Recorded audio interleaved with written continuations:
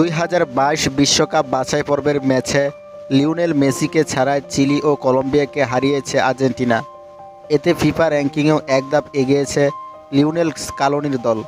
Copa champion আর্জেন্টিনার 16.48 point বেড়ে দাঁড়িয়েছে 17,063.99, যা তাদের তুলে দিয়েছে র্যাঙ্কিংয়ে 4-এ। আর তাদের জায়গা ছেড়ে দিয়ে 5-এ নেমে গেছে ইংল্যান্ড। আগের মতোই 3-এ আছে বর্তমান বিশ্ব চ্যাম্পিয়ন ফ্রান্স, আর বাংলাদেশ আছে 186তম স্থানে। এদিকে শীর্ষে থাকা বেলজিয়ামের চেয়ে মাত্র 2 পয়েন্ট পিছিয়ে ছিল ব্রাজিল।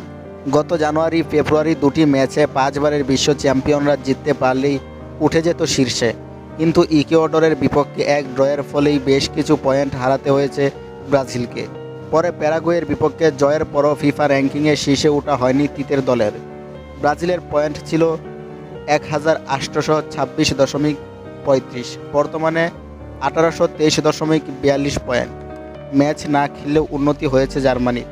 সাবেক বিশ্ব চ্যাম্পিয়নরা উঠে এসেছে তালিকার 11 নম্বরে, মেক্সিকোর অবস্থান তালিকার 12 নম্বরে। মূলত যুক্তরাষ্ট্রের অবনতি তাদের উপরের দিকে উঠতে সাহায্য করেছে। উন্নতি হয়েছে লুইস সুয়ারেজদের দল উরুগুয়ের। 17.39 পয়েন্ট বেড়ে তাদের পয়েন্ট দাঁড়িয়েছে 1614.5 পয়েন্টে, যা তাদের তুলে দিয়েছে 16 নম্বরে। আফ্রিকা নেশন কাপ জেতা সেনেগাল উঠে এসেছে 18 নম্বরে, 21.26 পয়েন্ট কাটা গেছে কলম্বিয়ার।